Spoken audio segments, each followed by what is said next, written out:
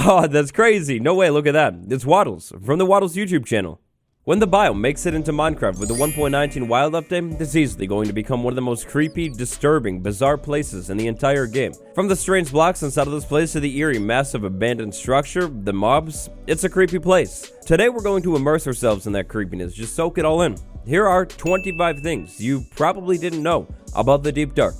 Let's play a game. Keep track of how many you already knew. We'll see how you did down below. If you knew more than like 12, then that's very nice. Good job. Let's start with finding the biome. If you're looking for the Deep Dark, your best bet is to look in a mountainous area with a high continentalness value. Now that continentalness value, it can be found inside of this screen. We're looking at that C number right there.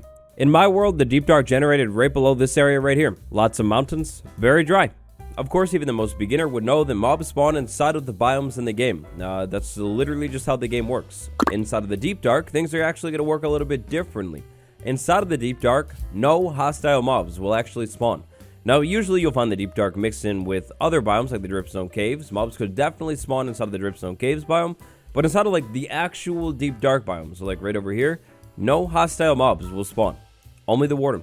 If you're a little bit more familiar with Minecraft's underground and what can and can't generate, then you may know that mineshafts are essentially a consistent. They can generate essentially anywhere underneath the ground in Minecraft, except the Deep Dark biome. Mineshafts will not be able to generate inside of the Deep Dark biome, and glow lichen actually can't generate here either. On its own, in its current state, the biome is interesting, but I definitely do think it needs a little bit more work. But let's go ahead and move on to the gigantic structure found inside of the biome, the ancient city. Ancient cities are absolutely massive. These things are insane. This one's pretty obvious, but ancient cities are actually one of the biggest structures in the entire game. I ran a test on a couple ancient cities, and I found one that was like almost 250 blocks by 250 blocks. I showed it off in a different video. The thing is wild. Insane, massive, breathtaking, wonderful. Yeah, all great, perfect ways to describe the ancient city. Seriously, super excited for these things. They're really, really cool. Now, aside from their massive scale, these cities stand out for a couple other reasons too.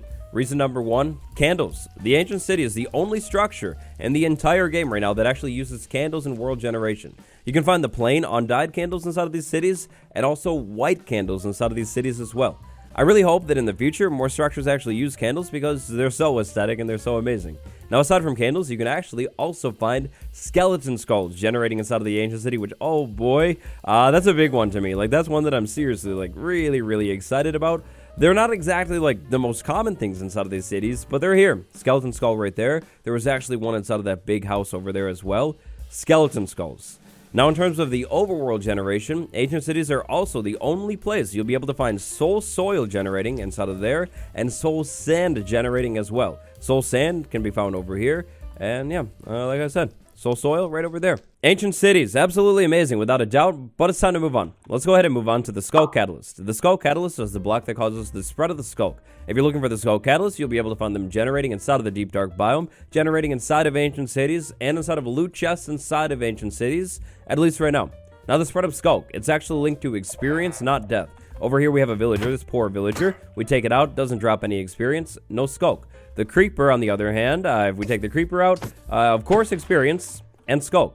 I don't know if you noticed right there, but the sculk kind of spreads in like a vein-like fashion. Like it starts from a single block and then kind of goes out in a direction. Now, if we're looking for sculk, we need to take out a mob within 8 blocks of the sculk catalyst. The sculk catalyst, 1, 2, 3, 4, 5, 6, 7, 8. And then this is 9. That's the 9th block right there. If we take a creeper out over here, it's not going to do anything, but if we take it out inside of this range, it will definitely do something. Now, if we're trying to convert blocks over to sculk, they need to be fully open to the air, at least to begin with. So let's go ahead and place some blocks here, maybe some partially open to the air blocks too right there. Take a mob out over here again. Gonna need you to move down. Take this thing out. No sculk. Definitely not underneath any of these blocks. Definitely not under the staircases. No sculk. Now, the spread of sculk beyond that is a little bit more confusing. I gotta send a big shout out to Foundation on Twitter. This is where I first saw this mechanic. Honestly, it could be its own video, but check this out. So we take a creeper out, it spreads, and it's spread through that block right there because it's not fully blocked in. Now, if I go over here and take the creeper out, this time the staircase is flipped. If I take this thing out, that block is fully protected and covered, so it's not going to be able to spread. Now over here it's spread onto the wall because this block, the vein was able to wrap around and then go over to the wall. If this wasn't here, like it's not connected to the wall at all, then the sculk won't spread. Yeah, it's a confusing mechanic. Kind of a lot to it, but it's really, really cool if you figure it out. Essentially, this stuff can only spread through, like, open air. It was fully cut off right there. Yeah, there's a lot to it, like I said. Maybe its own video, which is, hey, a perfect reason to subscribe. So consider subscribing. So far, in all of this spreading, I've just gotten the sculk blocks and the sculk vein blocks. That's not always going to be the case. Sometimes, if you take out a mob, you'll actually be able to get a sculk sensor spawning, and then sometimes, like even less times, you'll be able to get a sculk shrieker spawning. That's the dangerous one with the warden. Sensor, less dangerous, kind of cool redstone. The sensor is going to have a 9% chance to pop up when the sculk is spreading. The shrieker, the dangerous one, is going to have a 1% chance. So both not exactly great chances right now, but definitely chances. The spread of sculk, potentially dangerous, but also at the same time, not exactly.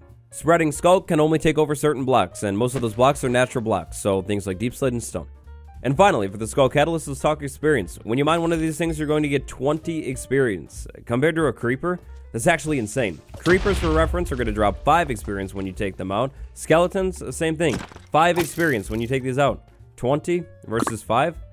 Yeah, there's a clear winner. It's that thing. Sculk catalyst, clearly pretty cool. Next, let's talk about another cool thing, the sculk sensor. The sculk sensors basically detect vibrations or like movement, unless you're moving around a wool. If you move around a wool, like not even sneaking, the sculk sensor won't be able to hear you. The wool basically acts as like a sponge for these vibrations and soaks them all up. The detection radius for a sculk sensor is going to be 9 blocks. If you're more than 9 blocks away from it, you don't have to worry about it, but as you start to move closer to it, vibrations. It's going to pick up the vibrations, and potentially, if there's a sculk shrieker nearby, send those vibrations over to the shrieker.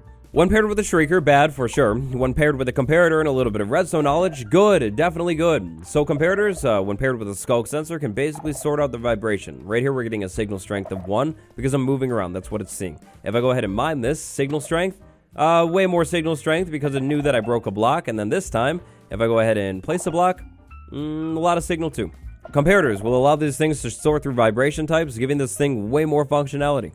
Let's go ahead and move on to the shrieker. Absolutely amazing looking block. It looks so good. On its own, the shrieker actually isn't that bad. You can move around it and you're fine. You can also jump next to it and nothing bad is going to happen.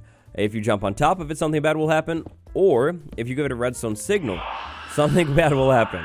But it won't happen the first time, every time. So with these shriekers, essentially there's a cooldown mechanic. That was my first like shrieker activation in a while. If I activate it a second time, assuming I haven't activated one recently, not sure. This is gonna happen and we're gonna get darkness. So that's second. Now if I go ahead and activate it a third time, the third time is when we're actually gonna get the warden. But there's a little bit of a cooldown here. If I activate it too quickly, nothing will happen. But third time, there we go. We're gonna get darkness, and now this time a warden should be summoned in. Yep, that's wonderful. No clue how you're coming out of that block, to be honest. It doesn't make any sense at all, but fair enough. I mean, fine. Basically, there's a count of 3. Once this thing reaches a count of 3, the warden comes in. Now, if you give this thing a little bit of time, specifically 10 minutes, its count will decrease by 1. So if I set this thing off and then waited 10 minutes, I'm back to 0, and I can set it off again. If I set this thing off and then I set it off again, we're at 2 now. Then if I wait 10 minutes, we're back to 1. And in 10 more minutes, so 20 minutes total, back to 0. Just like with the catalyst, this stuff is pretty advanced. The sculk is unlike anything else in the game. It's really cool, and again, could use its own video. All of the sculk stuff amazing. Another amazing thing, reinforced deepslate, a brand new addition to the best block family in the entire game. So reinforced deepslate, you've definitely heard about this stuff by now. You can't get it in survival. If you want to find it, you go to the middle of the ancient city. That's the only spot. So you can't get this stuff in survival, but did you know that you actually can mine this stuff in survival? It's going to take a really long time, and it's going to give you absolutely nothing, but it is possible. You can break it in survival. You see that right there? It's going to take a long time, way longer than obsidian, not even close, but yeah, you can actually break it, at least right now.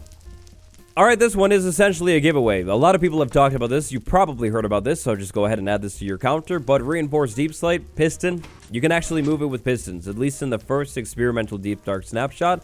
Yeah, that works. Now, it was stated by King B-Dogs that this is not an intended functionality. This will definitely be removed, but yeah, right now you can actually move it around with pistons.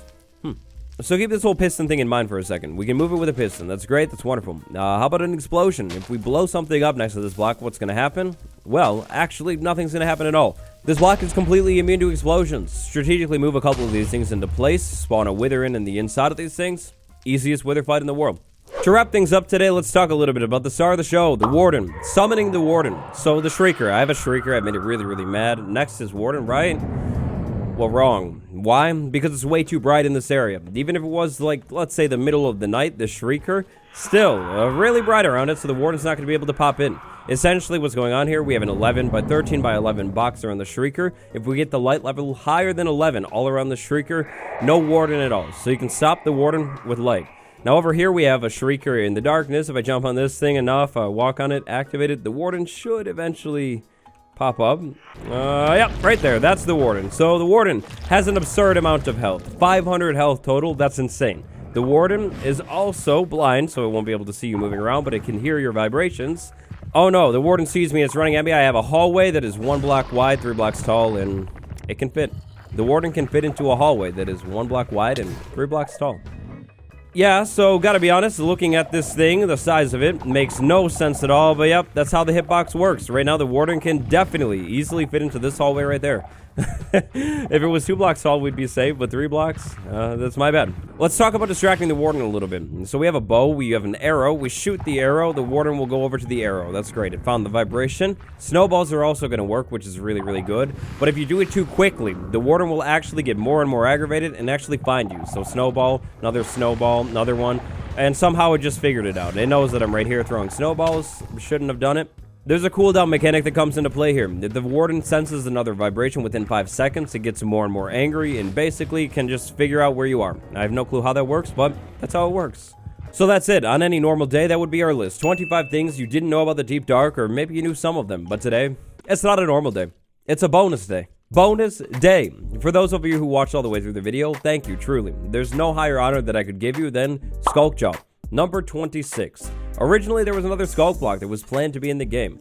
At first, the Sculk, Deep Dark, all of the stuff was planned to be in 1.17 Caves and Cliffs update. Then things changed, and here we are, without the Sculk Jaw. What was the Sculk Jaw originally planned to do? Well, I think that one is actually unknown, and it's going to stay unknown forever. It is likely that we will never know the answer to that question for the rest of time. So sad. I hope you enjoyed this video. Remember to like and subscribe for more videos just like this one. On the end card will be another Deep Dark video. Highly recommend you check that one out. Devins, Durgner, Bill Geek, thank you all so much for the support. I appreciate it. It's been me, your boy. I'll see you tomorrow. Goodbye, everyone.